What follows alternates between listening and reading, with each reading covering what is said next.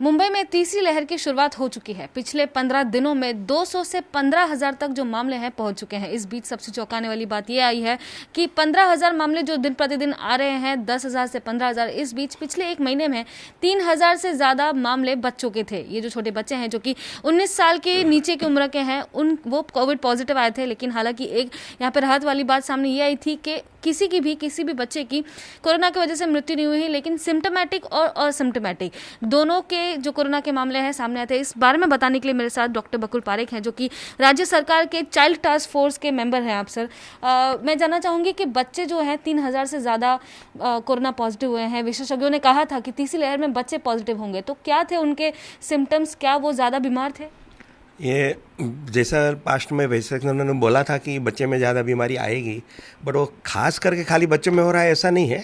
लेकिन डेफिनेटली ये third wave में younger age group is getting more involve, उसमें ज़्यादा बीमारियाँ आ रही है। और परसेंटेज पॉपुलेशन का पूरा पकड़े तो पॉपुलेशन का भी इन्फेक्शन रेट बढ़ रहा है, उसी तरह से परसेंटेज बच्चों का भी इन्फेक्शन बढ़ रहा है।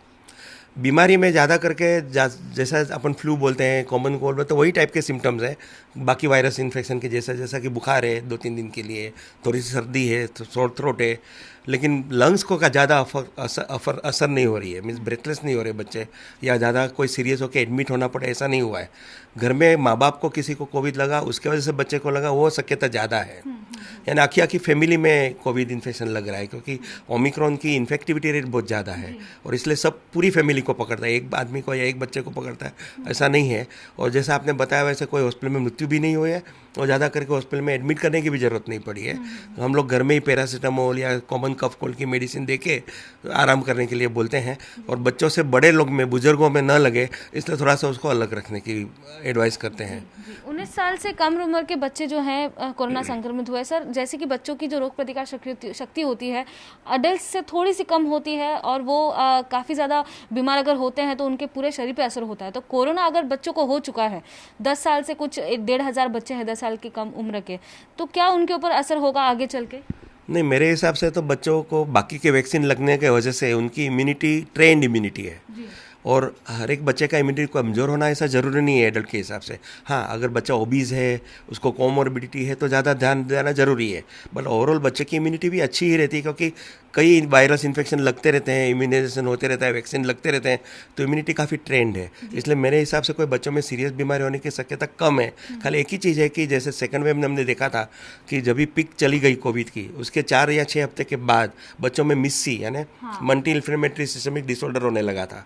वो अभी ये इस बीमारी में हो रहा है कि नहीं, वो आगे आगे मालूम पड़ेगा। जी, राज्य सरकार ने पहली से 8वीं कक्षा के जो बच्चे को स्कूल हैं उनकी शुरू की थी स्कूल पिछले महीने, फिर अब फिर से बंद कर दिया है 31 जनवरी तक। तो अब और कौन से निर्बंध लागू होने वाले हैं बच्चों की सुरक्षा के लिए? ये पहले स्कूल ओपन करने की वजह ये थी कि बच्चे सोशली और फिजिकली और न्यूट्रिशनली सफ़र कर रहे थे और mentally they were very much stressed. इसके उस चीज़ को ध्यान में रख के, और प्लस कोविड कम भी हो रहा था, तो सरकार ने सोचा कि स्कूल जल्दी से चालू करें और बच्चों को बाकी की चीज़ों का, उसकी पर्सनालिटी डेवलपमेंट में फ़ायदा हो।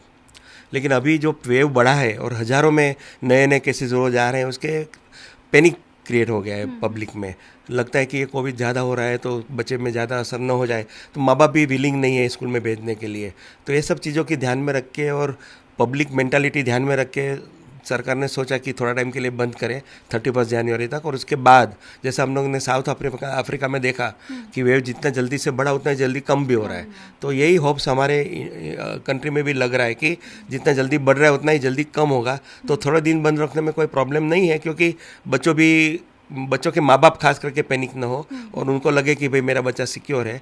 बाकी मेरे हिसाब से जैसा केसेस कम होने लगेगा स्कूल फिर से रीओपन करेंगे सरकार। जी, बच्चों को और उनके माँ बाप को आप क्या सलाह देना चाहेंगे, क्योंकि मामले जो हैं दिन पर दिन इतने बढ़ रहे हैं कि तीसरी लहर अब आ चुकी है?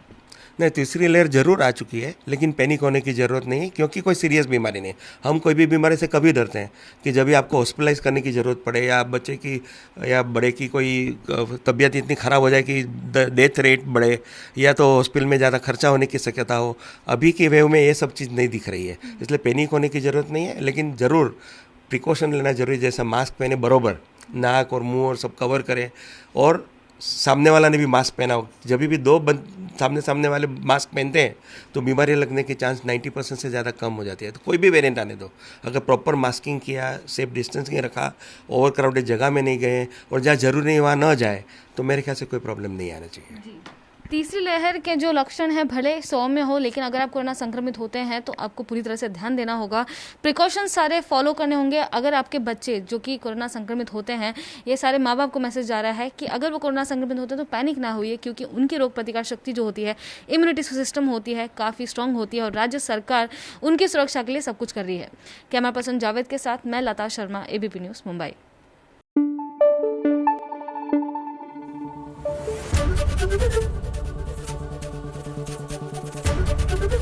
ABP न्यूज आपको रखे आगे।